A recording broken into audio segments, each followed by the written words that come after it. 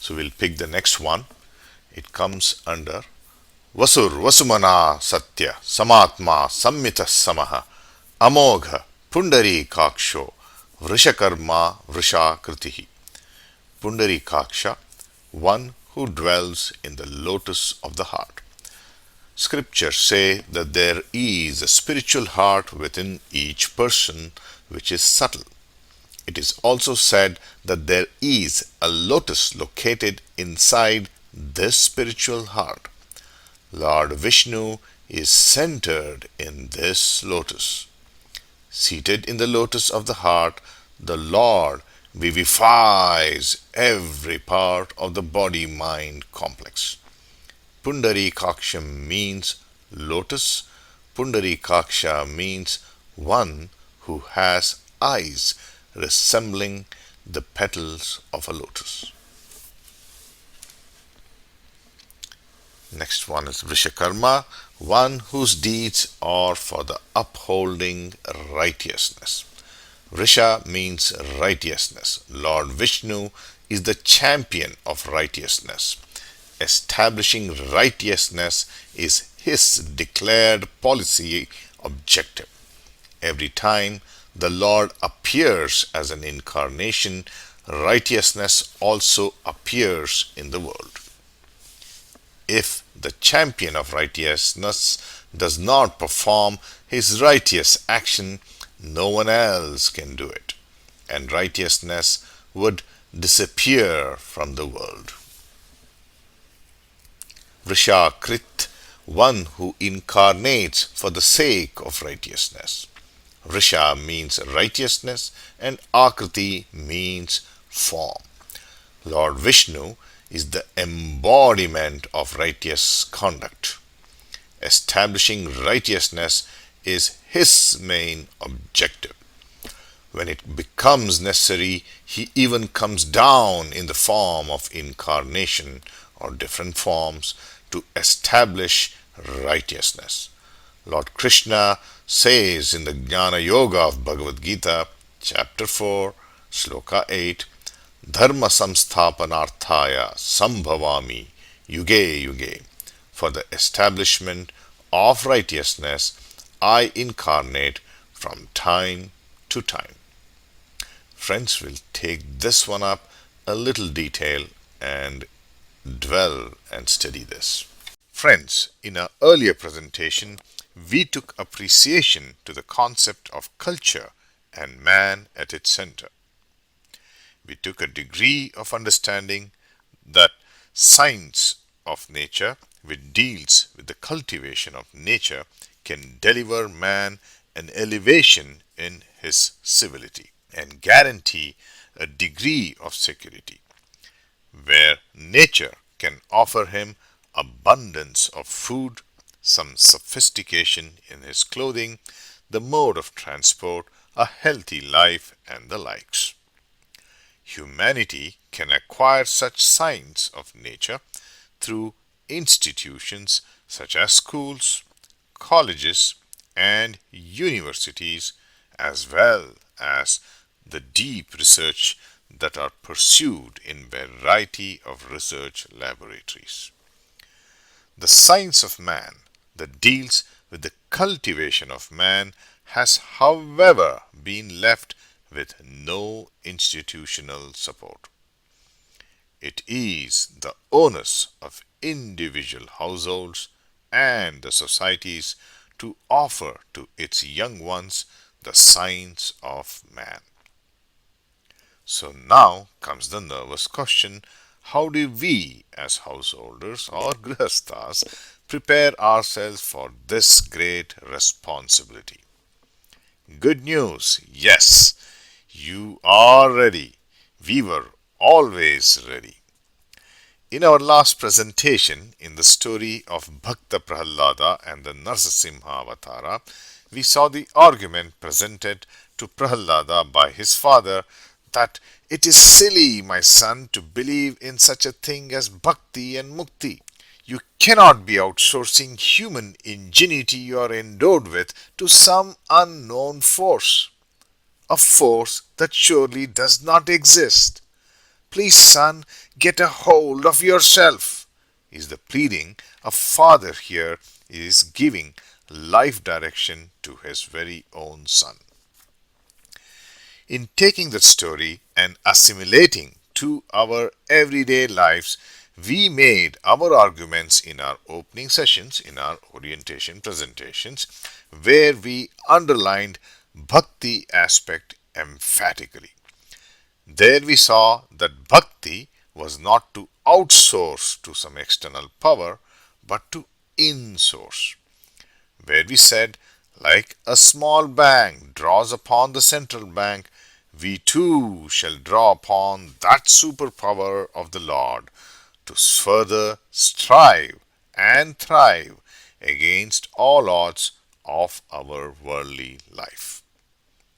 Our prayers of insourcing was to allow the spirits of each name of the Vishnu Sahasranama work through the faculties in us. That insourcing, friends, requires us to both learn the science of man as well as live the life from that learning.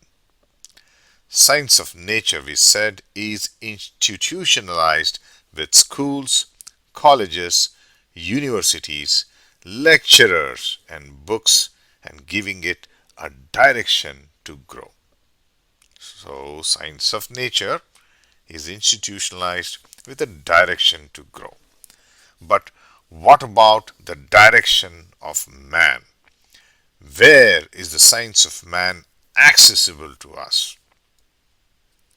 It is in the cradle of our homes and societies. Instead of professors and lecturers, we as parents, grandparents, uncles, and aunts become the living examples.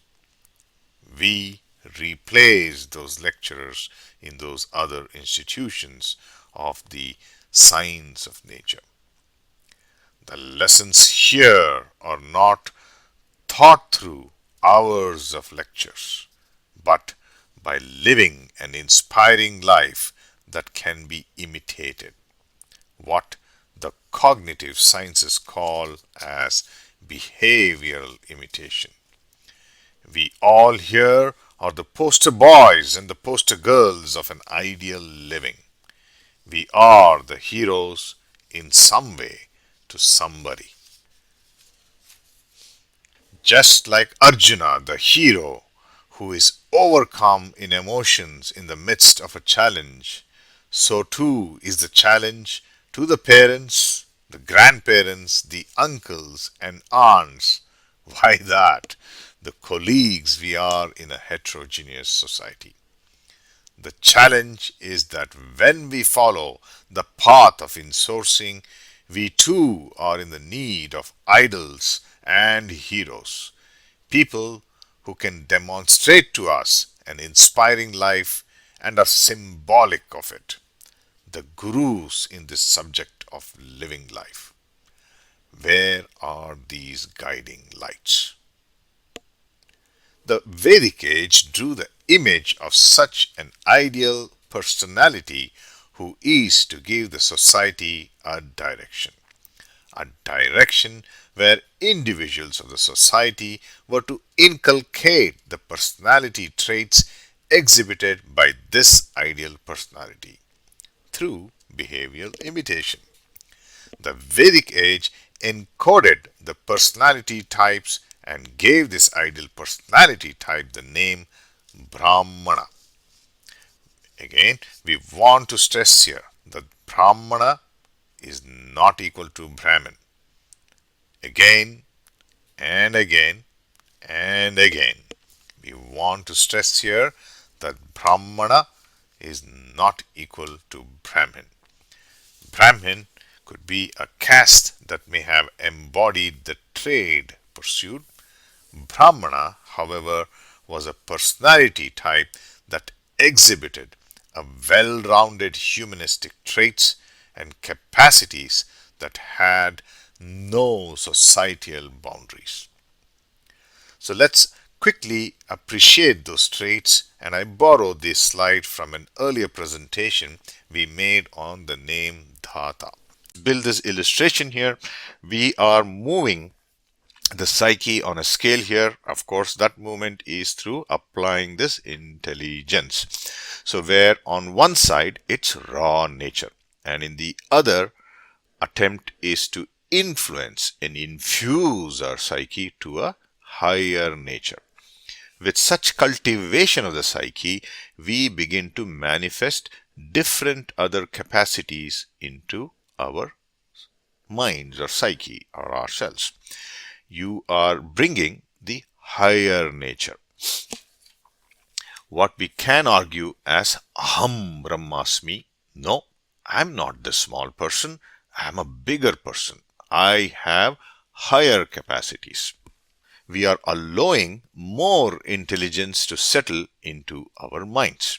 We are able to apply what is right and what is wrong in our actions. We move from inertness that could be mundane chores, like a goldfish moving from one end of the tank to the other in a never-ending cycle, to a state of consciousness where we recognize change and we respond to that. Why responding to change? We stand tall and say, I can bring about the change. I can be the change. That's the degree of change that comes into us as we start manifesting. Now, as we manifest this higher nature into our psyche, we move from a nature of rights, which is Sada hak itte rak, right? It's my rights, give it to me, which I think is a state of helplessness, like a little child that has to cry and beat its legs, beat its hands for seeking its nourishment and protection. When we manifest this higher nature, we move to a state of duties, where we begin to grow in our capacities and begin to move towards a state of action and taking responsibility not just for ourselves but even for others. So we begin to shoulder more. So the movement we see also from going from an objective state to a subjective state. Now, this could be perplexing. We say that being objective is a good way to manage a situation, but we need to approach it a tad differently. Objective is to be seen here as one size fits all. As one may have found in a medication, or let's say you have discovered some medication for an ailment, and that medication at times works for many, but maybe definitely not for all. Now, when the capacities in us increase, we grow empathy, and that allows the faculties of subjectiveness to bloom in us, where we are able to meet the individual makeups and make it more humane in nature. Something we see perhaps in the Ayurvedic approach, where the treatment is approached by reading maybe the Vata, Pitta, Kapha, as they say, but the point here is the blooming of empathy or as higher nature is cultivated in our psyche. Now, politically speaking, one will see the raw nature exploits. If you are just left by yourself, we see a tendency to exploit. And not just that, we also get exploited. However, when we cultivate the higher nature in us, we dignify others in our engagement that we have with them. And of course, I think we also get treated in a dignified manner. Most important is, spiritually speaking, we move from a degree of slavery where we are controlled by the forces of money and sensual pleasures towards a state of freedom where your behavior is no longer dictated by these forces but purely by your will. You could definitely say no and not be enslaved, and that is where the spiritual growth is, where you have completely come to an acceptance of what's right and what's wrong. Now, if such a manifestation, right, we talked of in the psyche, use your intelligence or the knowledge that has been endowed also the nature is endowed, but it's our duty, we said, to move from that raw nature to a higher nature. Now, if such manifestation or cultivation goes viral, right? That is, everyone starts doing it. That is, individuals cultivate that capacity, then communities cultivate that capacity, a city cultivates that capacity, a province cultivates that whole capacity, and the whole country develops this capacity. Then what do we experience? We see a broader moral sense established. So the God's design, where it has been proclaimed and reassured, we have heard this phrase so many times, is Dharma samsthapanartharam sambhavami yuge yuge. It's right. He may come with a whip and do it, but he has also shown us it's for us to go cultivate it. We cannot outsource it to say God will give it. It's his problem, or what do I do? I'm helpless. No, we are endowed with that capacity, like children who are in provisioned or resourced by the parent. We too have been resourced, so the onus completely comes back to us. So these were the traits this ideal personality embodied, and such persons are seeded in all human societies to influence and inspire us. They form the leading light in the society. I frankly have had the privilege of being in the company of such inspiring personalities. Now, what happens when such inspirations are ignored and society regresses and gravitates to its rawness? Such times are when strict action or right action or Vrishakrit occurs. A reset of sorts is direly needed. When is the reset required? When the inspiring personalities we were asked to emulate were ignored by the society. So Lord comes as an avatara for imposing strict action or right action, where the actions of the avatara are broad, are deep, and are enduring in time. You can say these actions are course correcting actions. We can fairly understand that from the Krishna Avatara and how it has endured time to inspire many parts of the world for so many centuries and even today. Seeing the spectrum of that avatara, one could argue that the Dashavatara is a symbolic representation of evolution itself, where life has evolved from water in the Matsyavatara and then on to an amphibian in the Kurmavatara and then to a humanistic evolution of a half beast and a half human in Narasimhavatara and then to fully developed human in further avatars. One can postulate from the Dashavatara that evolution pretty much stopped once the human was introduced in the evolution spectrum. Evolution has stopped when the human or the intelligence being was introduced into the evolution stage.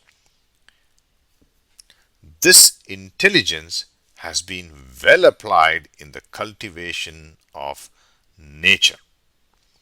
The achievements of science of nature has far outstripped the accomplishments of the science of man, leaving man unstable.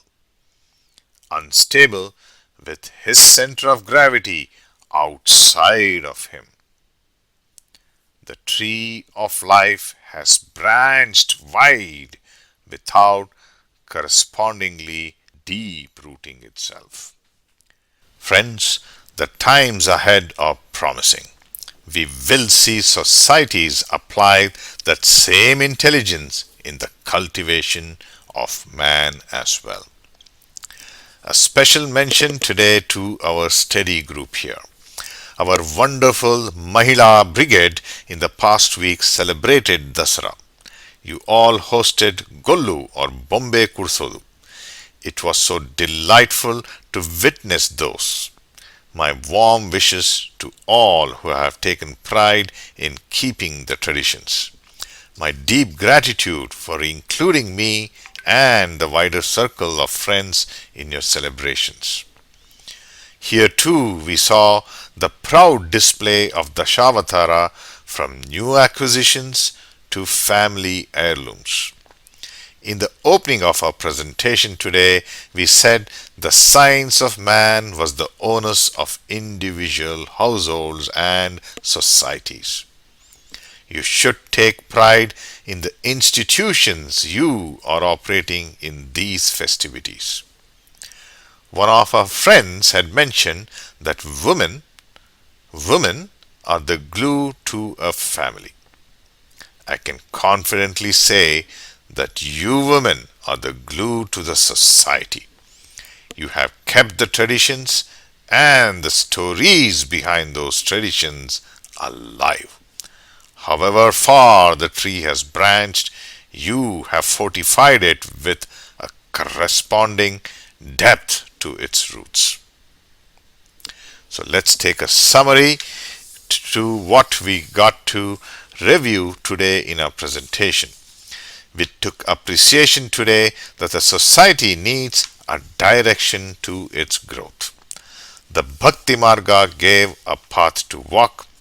The facet of that Bhakti Marga was the insourcing, where we allow for the unfoldment of human ingenuity while drawing upon the immense capacity of the Lord. Such insourcing, we said, needs us practitioners, the Grihasthas, of good funding, of inspiring everyday heroes whose qualities we can inculcate into our lives. We are proudly funded in the stories of Mahabharata, the Puranas, and the Dashavatara, a mighty reserve of the stories of such inspiring heroes. We recognized how the Vedic age categorized such a personality who is a guiding light to the society, a personality that is there amongst us, from whom we can take inspiration and give ourselves a direction to our personality growth. When the society ignores those inspiring personalities, we got to appreciate the reset or the course correction that happens with the strong and rightful action of Vrishakrit. Friends, using this very Bhakti Marga, let us offer the prayer, a prayer to be surrounded by such inspiring and illuminating persons, and also a prayer to develop in us a capacity to be such lights to others, however bright or dim it may be. Let us all sing Asato Ma Sadgamaya. I'll make the line, you could join me in repeating it. Om Asato Ma Sadgamaya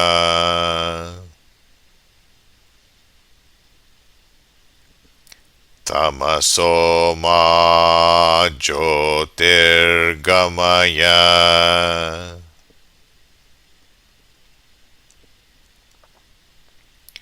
Mrityorma Amritam Gamaya.